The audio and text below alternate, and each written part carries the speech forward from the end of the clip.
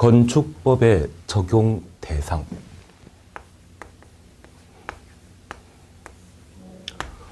우리 주변에 나대지가 조성되게 되면 그러한 나대지에는 사람들이 주거 목적의 주택과 상가 등의 다양한 건축물을 만들게 됩니다. 이러한 나대지에 새로 건물을 투자하는 것을 신축행위라 표현하고, 기존 건축물을 예전보다 좀 크게 만들게 된다면 이를 증축행위라 표현하고 있습니다. 그래서 그러한 사안들을 적용 범위에서는 다루게 되는데, 이 적용 범위에서는 건물 건축할 수 있는 땅을 대지라 표현하고 있습니다. 그리고 이러한 대지에는 주택과 주택 아닌 다양한 건축물을 만들게 됩니다. 그리고 이러한 건축물에 관련된 행위들을 적용 범위에서 살펴보게 됩니다. 여기 적용 범위에서는 보통 우리 시험에 2문항 이상이 시험에 출제되고 있습니다.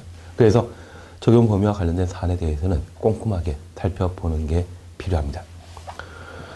우선 3페이지에는 적용 범위와 관련되어 1. 대지에 관한 사안들을 서술하고 있습니다. 여기 대지, 땅이죠. 우리가 건물 명칭 중에 청와대라고 하는 건물을 들어본 적이 있습니다. 그 청와대, 그때 대자 붙여놓고 있는데 그 대자는 건물대입니다. 그 건물을 만들 수 있는 땅을 대지라 표현하고 있습니다.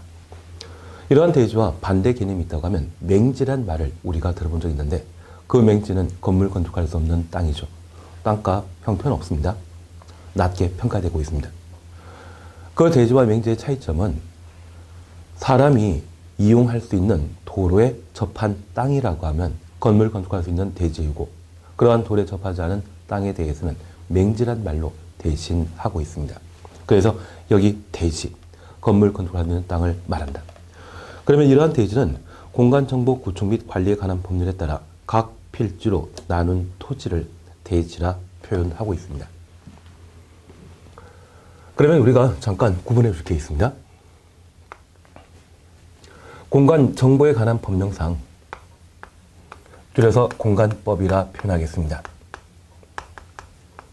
각 필지로 나눈 토지를 대지라 한다. 앞으로 관계법규 또는 법률의 내용을 살펴보게 된다고 하면 각각이란 말을 우리가 함께 볼 수 있습니다. 저 각각이라는 것은 하나하나를 말합니다. 필지 하나는 건물, 건축할 수 있는 대지 하나이다. 그래서 우리 건축부에서는 1필지, 1대지 원칙을 채택하고 있는데, 한 사람이 소유하고 있는 일단의 토지는 건물 한 종 건축할 수 있는 대지 하나로 파악하고 있습니다.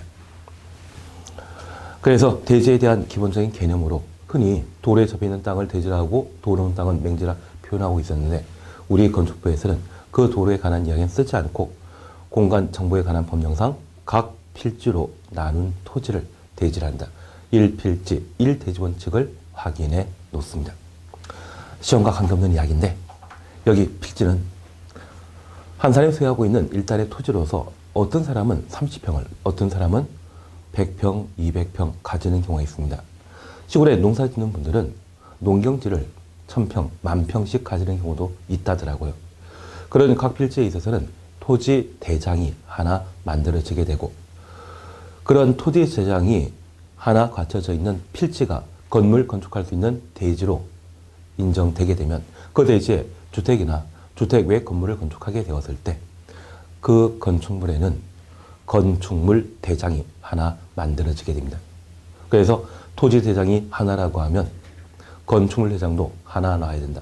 그런 개념을 채택하고 있는 것이 1필지, 1대지 원칙입니다. 각각이란 말 보게 되면 그 각각은 하나하나를 의미하는 것으로 다시 확인해 놓습니다. 그리고 2번 건축물입니다.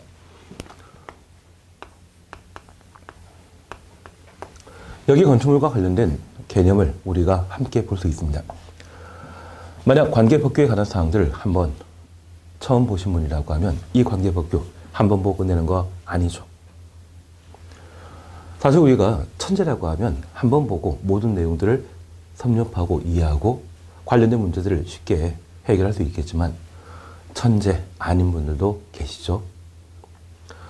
아마 자제분들 또는 조카들을 천재라고 생각하신 적도 있으실 겁니다. 사실 그 천재는 어느 정도의 노력의 결과물입니다. 우리가 공부하게 되는 이 관계법규에 나와 있는 용어, 우리가 익숙하게 알고 있다 생각하는데 처음 보는 생소한 용어도 꽤 많습니다.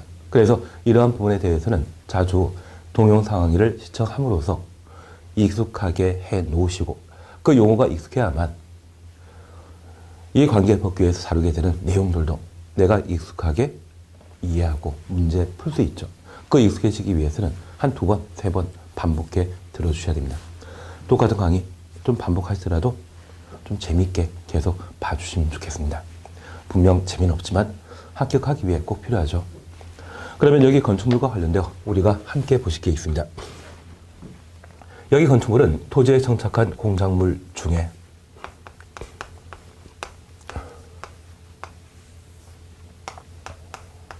지붕과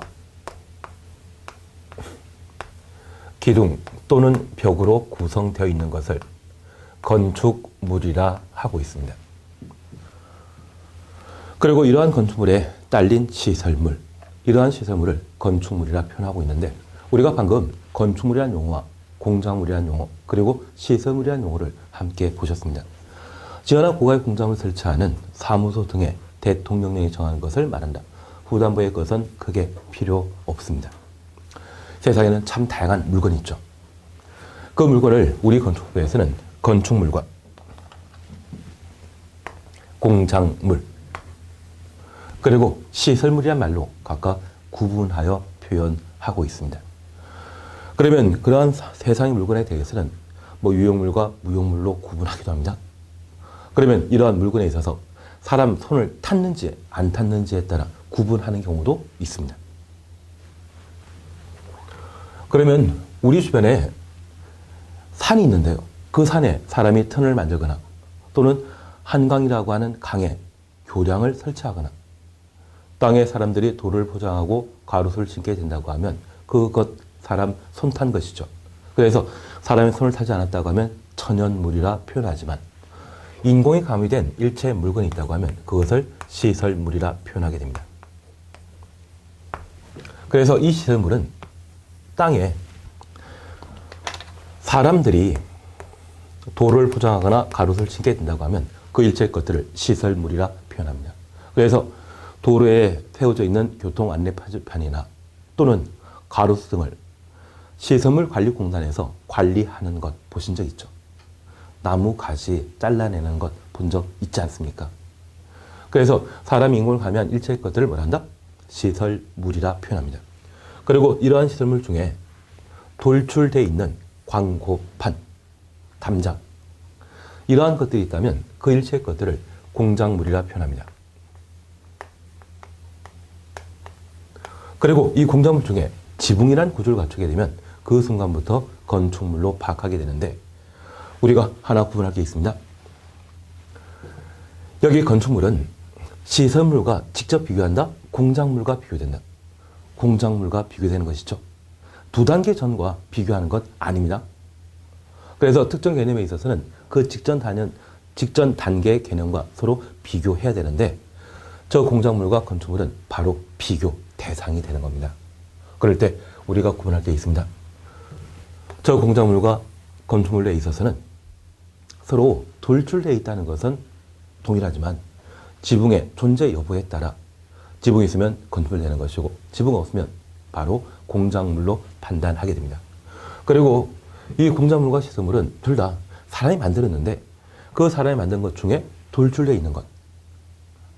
그래서 입체적인 개념을 가지고 있다고 하면 그때는 공작물이라 표현하게 됩니다.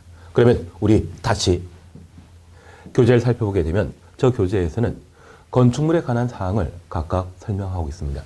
저 건축물은 토지에 정착한 공작물 중에 지붕과 기둥 또는 벽으로 구성되어 있는 것을 건축물이라 하는데 저 지붕이 건축물과 공작물을 구분하는 필수 조건이라는 것을 확인하셨다고 하면 저 지붕의 존재는 필수 사안이죠.